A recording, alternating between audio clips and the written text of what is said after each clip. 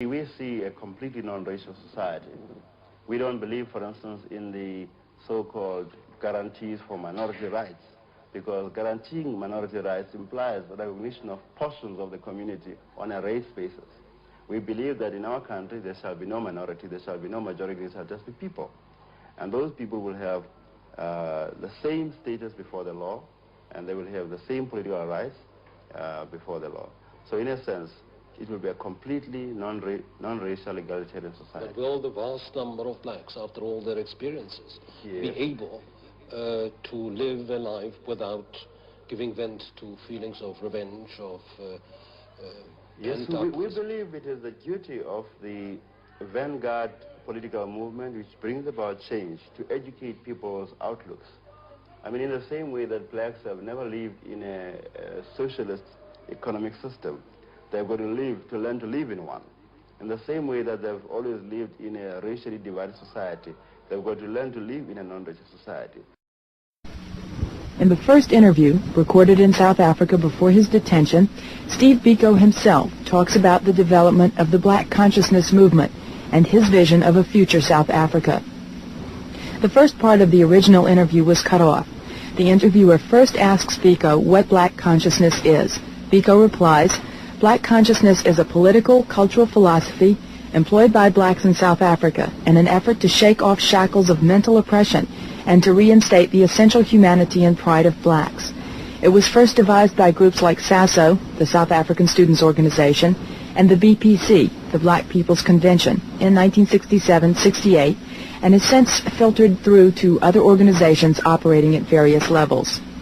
Here the interview picks up with Biko's voice. Now the history of it starts off after 1963-64. If you remember this era, there were many arrests in this country which stemmed from underground activity by PAC, by ANC, and this led to some kind of political emasculation of the black population especially, with the result that there was no participation by blacks in the articulation of their own aspirations. The whole opposition to what the government was doing to blacks came in fact from white organizations, mainly student groups like NUSAS, the Liberal Party, the Progressive Party, and blacks who were articulate in any sense were far few by comparison to the olden days, and they were dispersed amongst these particular organizations.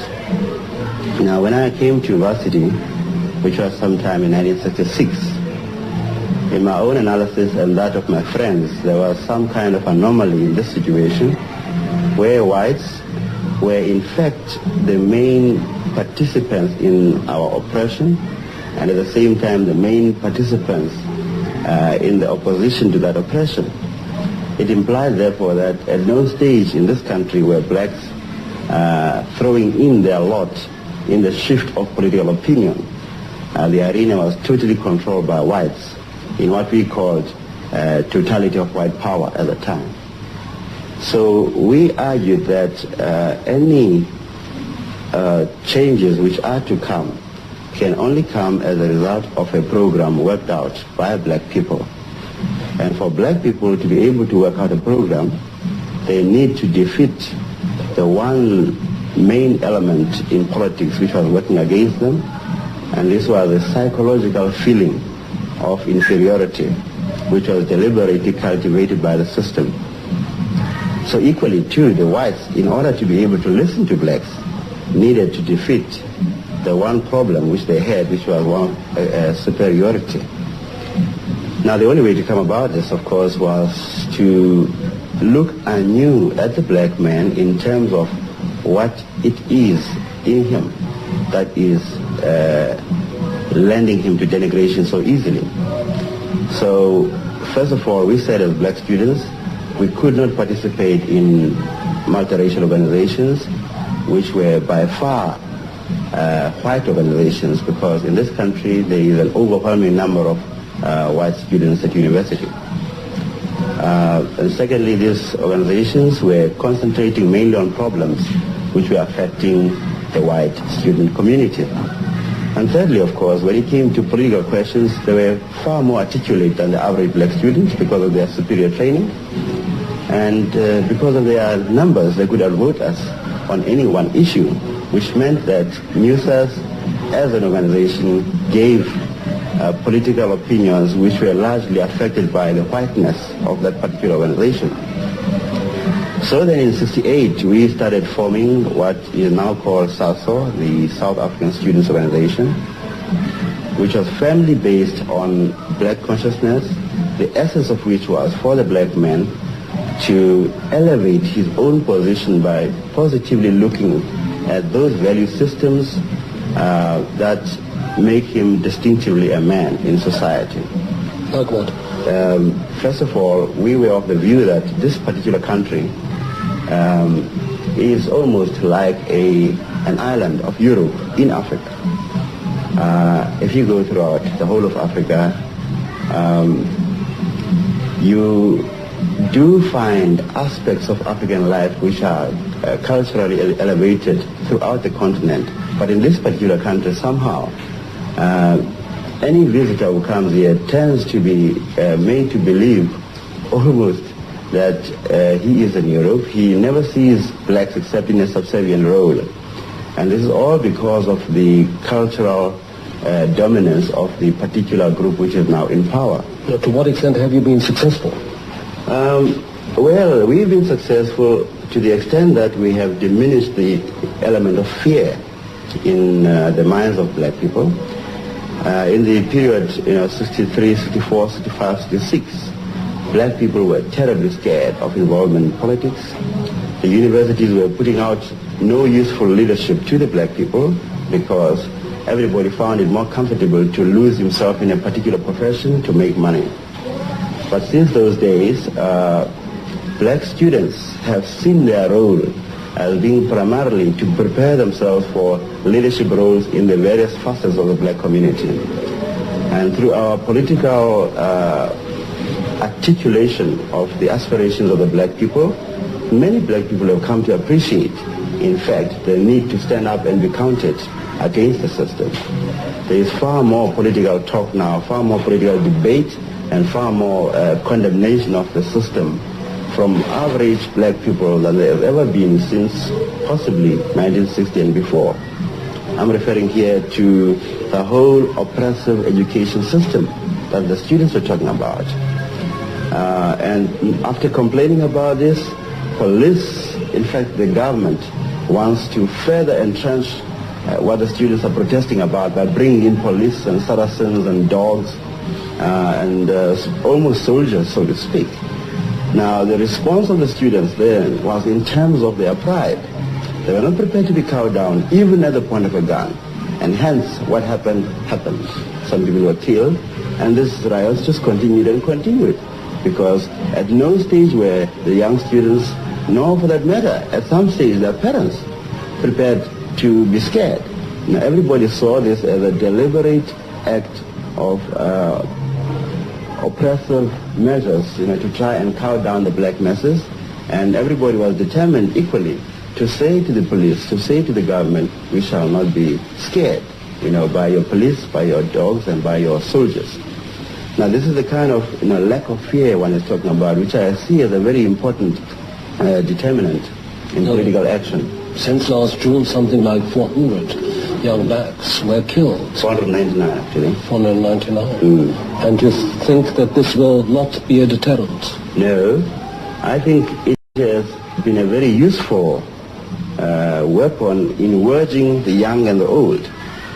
I mean, before then, there was obviously a difference in the outlook of the old generation to the younger generation. The younger generation was moving too fast for the old generation. The old generation was torn between Bantu politics on the one side, old allegiances, which were not progressive allegiances, to groups like ANC, PAC, without any resultant action. And there were those who were simply too scared to move. You condemn Bantustan leadership altogether? Yes, of course. We condemn Bantustan leaders, even the best of them, like that. Yeah. Well, just say a few words on that. Well, our attitude here is that you cannot, in pursuing the aspirations of black people, operate from a platform which is meant for the oppression of the black people. Now we see all these so-called Bantu platforms as being deliberate creations by the nationalist government to contain the political aspiration of the black people and to give them pseudo-political platforms to direct their attention to. Now men like Gacha Buthelezi, Matanzima, Mangope, and so on are all participants in the white man's game of holding the aspirations of the black people. Now, we do not feel it is possible in any way to turn such a platform to useful work. We believe the first principal step by any black political leader is to destroy such a platform, and destroy it and without giving it any form of respectability. So once you step in it, once you participate in it, whether you are in the governing party or the opposition, you are in fact giving sanctity to it. You are giving respectability to it. So in a sense, people like Gacha Buthelezi, like Matanzima, and like Mangope are participants in a white man's game. And they are participants at the expense of the black man. And they are leading black people to a divided struggle, to speak as Zulus, to speak as Xhosas, to speak as Pedis, which is a completely new feature in political life of black people in this country. We speak as one combined whole, directing ourselves to a common enemy, and we reject anyone who wishes to destroy that unity. Yeah, we are, as I was saying, of the view that we should operate as one united whole towards attainment of an egalitarian society for the whole of Tanzania. And therefore, any entrenchment of tribalistic, racialistic, or any form of sectional outlooks is abhorred by us. We hate it and we seek to destroy it. And it is for this reason, therefore, that we cannot see any form of coalition with any of the Bantu leaders, even the so-called best of them like Gacha Buthelezi, because they destroy themselves by virtue of the kind of argument that one has put up. Well, the government, of course, as you know, says that all this unrest really is due to communist agitation. Are you a communist? We are by no means communists. Neither do I believe for a moment that the unrest is due to communist agitation. I do know for a fact that there has been participation, it would appear anyway, from science, by a lot of people in the unrest. But the primary reason behind the unrest is simple lack of patience by the young folk with a government which is refusing to change. Refusing to change in the educational sphere, which is where they were directing themselves, and also refusing to change in a broader political situation. Now, when these young chaps started with their protest, they were talking about Afrikaans, they were talking about Bantu education, and they meant that. But the government responded in a high-handed fashion, assuming, as they've always done, that they are in a situation of total power. But here, for once, they met a student group which was not prepared to be thrown around all the time. They decided to flex their muscle, and of course, the whole country responded. Simply because I was still saying that there are lessons to be gleaned from this whole unrest situation of last year. In the first instance, I think blacks have flexed their muscle a bit, and they now know the degree of dedication that they can find amongst their own members when they are called to action. And they now know the kind of response they will get from the various segments of the population, the youth, the oldies, and so on. And the second lesson, of course, is the response from the governments and the white population at large. The government responded in one way, and the white population also in another way. One doesn't want to get into details here, but reading newspapers, you get some kind of idea of the extent of fear that was prevalent in white society at a particular time, especially just after the first onslaught in Soweto, where there was a real fear throughout the community, throughout the country. Nobody knew just where something would happen next. So how will these lessons express themselves in future? I'm of the view that any recurrence of disturbances of that nature can only result in more careful planning and better calculation, thereby achieving the desired results to a greater extent than the spontaneous situation we had last year, for instance. And you believe that by these means you will bring about a real change of the society? I see this as only an expression, one form of an expression of discontent inside. I'm of the view that the whole change process is going to be a protracted one in this country. It depends entirely on the degree to which the nationalist government is prepared to hold on to power. And my own analysis is that they are wanting to hold on to power and fight with their backs to the wall. Now, conflict could only be avoidable if they were prepared to avoid it. Those who are at the seeking end, that is, those who want justice, who want an egalitarian society, can only pursue their aspirations according to the resistance offered by the opposition. And if the opposition is prepared to fight with their backs to the wall, conflict can be avoidable. Now, we as BPC, I'm a member of the Black Consciousness Movement. I was a member of BPC before I was banned, and now I have been, I'm told, appointed as honorary president of BPC. Now, the line that BPC adopts is to explore as much as possible non-violent means within the country, and that is why we exist. But there are people, and there are many people, who have despaired of the efficacy of non-violence as a method. They are of the view that the present nationalist government can only be unseated by people operating a military wing. I don't know if this is the final answer. I think in the end there is going to be a totality of effect of a number of change agencies operating in South Africa. I personally would like to see less groups. I'd like to see groups like ANC, PAC, and the Black Consciousness Movement deciding to form one liberation group. And it is only, I think, when black people are so dedicated and so united in their cause that we can effect the greatest results. And whether this is going to be through the form of conflict or not will be dictated by the future. I don't believe for a moment that we are going to willingly drop our belief in the non-violence stance as of now. But I can't predict what will happen in the future, in as much as I can predict what the enemy is going to do in the future. Can you guess at all at the number of years the change might take? That's a very difficult exercise. I don't want to get involved in that kind of exercise. Some people say 5 years, others say 10 years. I think we are not at a stage yet where it is possible to fix a precise timetable. When you speak of an egalitarian society, do you mean a socialist one? Yes, I think there is no running away from the fact now that in South Africa there is such an ill distribution of wealth that any form of political freedom which does not touch on the distribution of, proper distribution of wealth will be meaningless.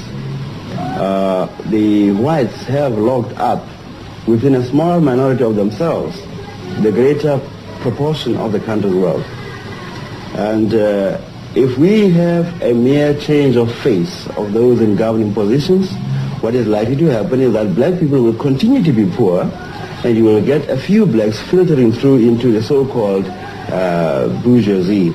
And our society will be run almost as of yesterday. So that for meaningful change to occur, there needs to be an attempt at reorganizing the whole economic pattern and economic policies within this particular country.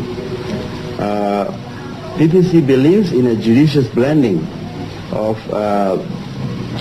private enterprise, which is highly diminished, and state participation in industry and commerce, especially on industries like mining, gold, diamond, asbestos, and so on, like forestry, and of course complete ownership of land. Now, in that kind of judicious blending of the two systems, we hope to arrive at a more equitable distribution of wealth. But you see a country, sorry, clearly you see a country in which black and white can live amicably on equal terms together. That is correct. We see a completely non-racial society. We don't believe, for instance, in the so-called guarantees for minority rights, because guaranteeing minority rights implies the recognition of portions of the community on a race basis. We believe that in our country there shall be no minority, there shall be no majority, there shall just be people.